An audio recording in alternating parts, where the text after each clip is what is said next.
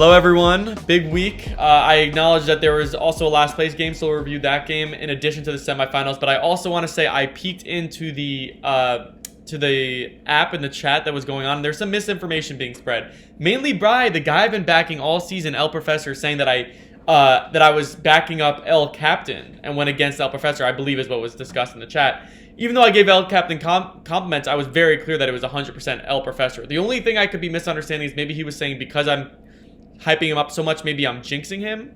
But I got a little lost in the conversation, but all I know is El Professor was being hesitant with my name despite me all season saying exactly what was going to happen. By the way, final of this game that just happened between you two was 176 to 120 you won. I guessed 177. I just watched my predictions. I guess 177 to 128. So 176 to 120 is a very, very good guess, predicting that you'd be the winner.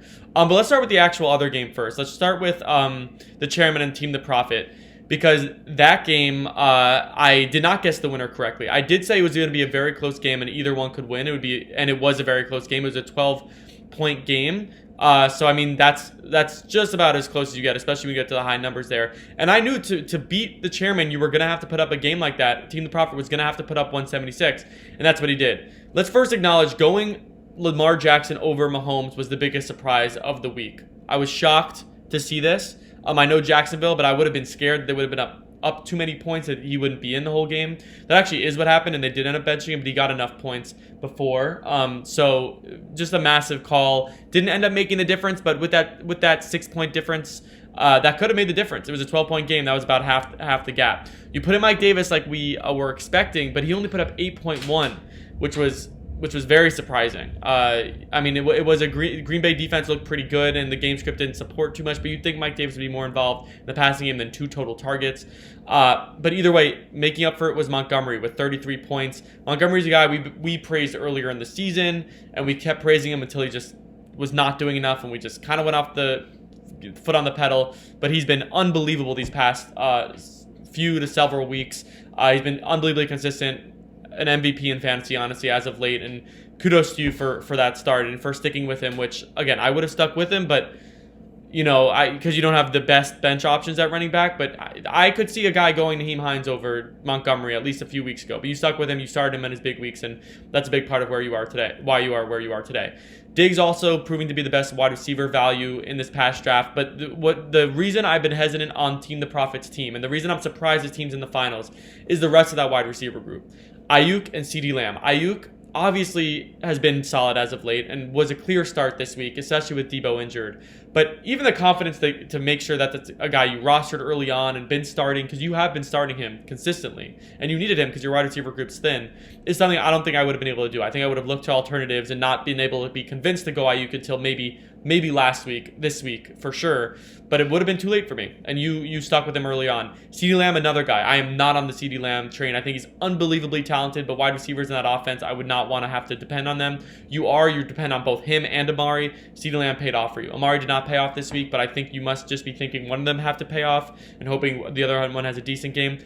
I don't think that's a winning formula to play a team like my prediction all season being Professor S. And by the way, if you guys played this week, Professor S would have won by 0.5. It would have been an unbelievable game. But again, I don't think starting both Amari and CeeDee Lamb is going to be enough against Professor S, but that's leaking into my finals prediction. So with all this being said, you got the win. You're overperforming with the roster, in my opinion. But again, as we said last week about Team El Captain, a lot of that has to come with skill, and I think you've been making a lot of right decisions. I'm curious next week if you're going to go Lamar or Mahomes, and I'm also curious what you're going to do in that wide receiver flex situation, because you do have some weak pieces that are starting for you. The Chairman, what a disappointing end to the season. 164 is a great game. You did all you could. You really can't blame yourself. If you have to point fingers at anyone, it'd have to be Big Ben. Big Ben has been looking really rough these past few weeks, and credit to a team like Team the Prophet who, has 2 very, very good quarterbacks on their roster, and that blocks a team like you from getting a stellar quarterback. And in the end, quarterback play was what decided it. I really don't think there's any other place to really look as for why you lost. You put up a great game. You had also the next best wide receiver value after Diggs, in my opinion. Justin Jefferson was a guy you added. Deontay, probably the next best wide receiver value. So you did all you could to get the most out of this team.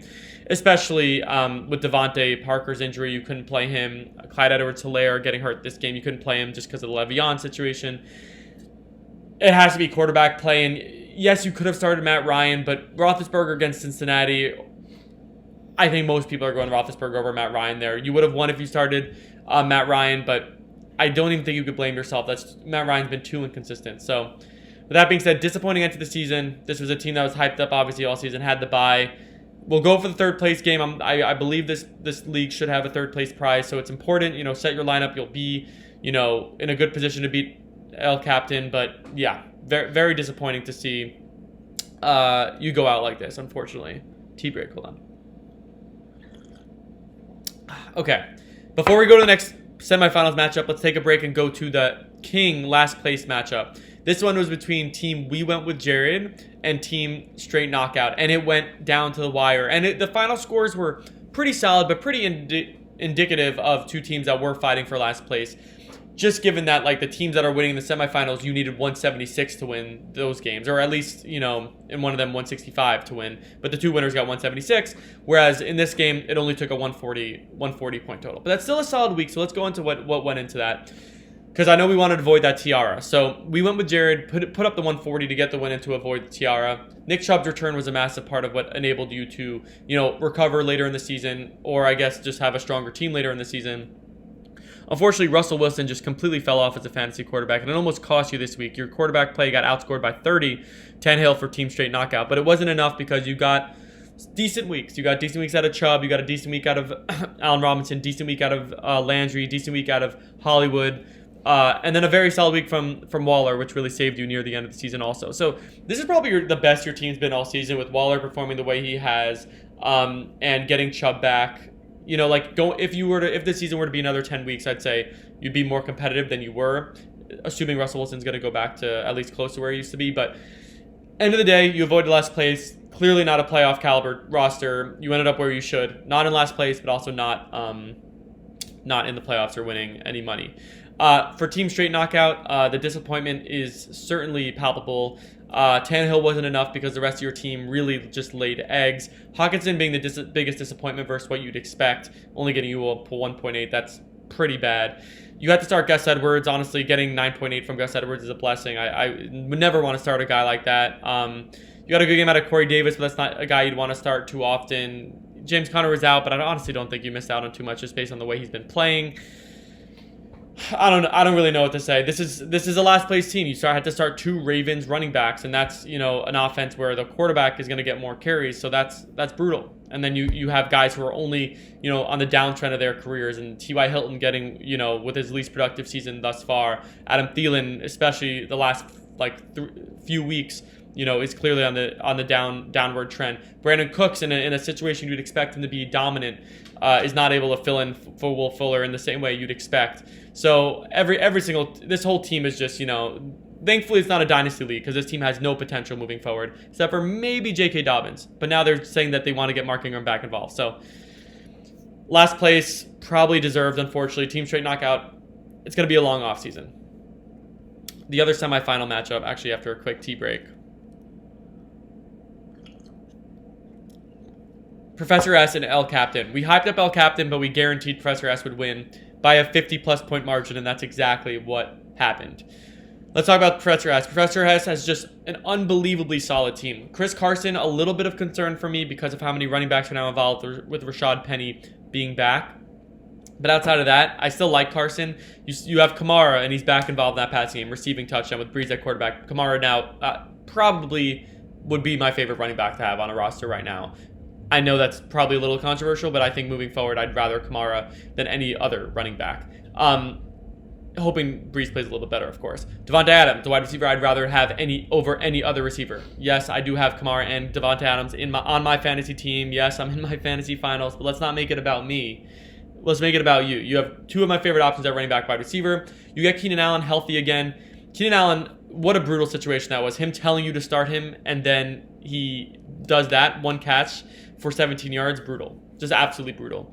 You have Calvin Ridley, who's, an absolute stud, whether or not Julio plays. And then Logan Thomas at tight end, also my tight end, of course. This is a check down offense. If it's Alex Smith, if it's Dwayne Haskins, they're checking it down. Logan Thomas is the beneficiary. 15 targets, 13 catches, 100 yards, 27 points without getting a touchdown. So if you're trying to tell me that this team isn't the favorite, I just can't listen to you. I just cannot listen to you. There's considerations to even be made on the bench. Jonathan Taylor against Pittsburgh next week.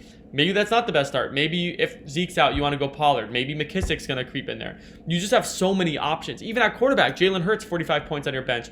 He has a pretty good matchup next week. Do you go with him? That's the reason I've liked this team all season, because there's decisions to be made, and Professor S continues making the right decisions. This is a championship team.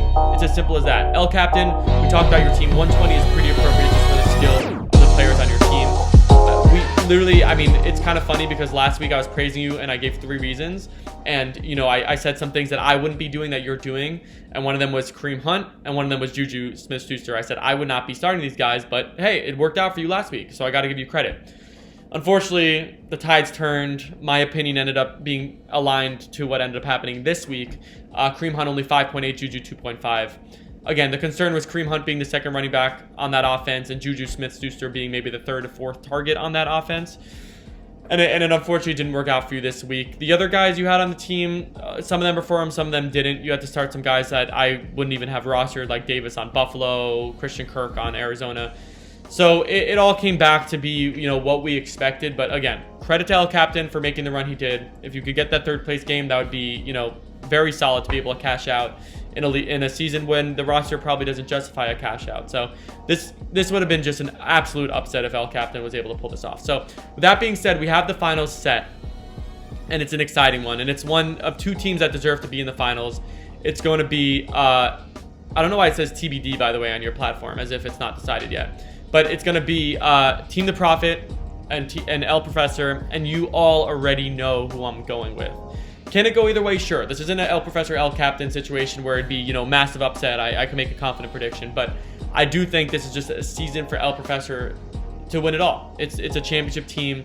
I see him beating Team the Prophet, and, could I be wrong? Yes. Will I be wrong? No. Final score, 168. No one's going to blow it, completely out of the water. It's going to be 168 to 152.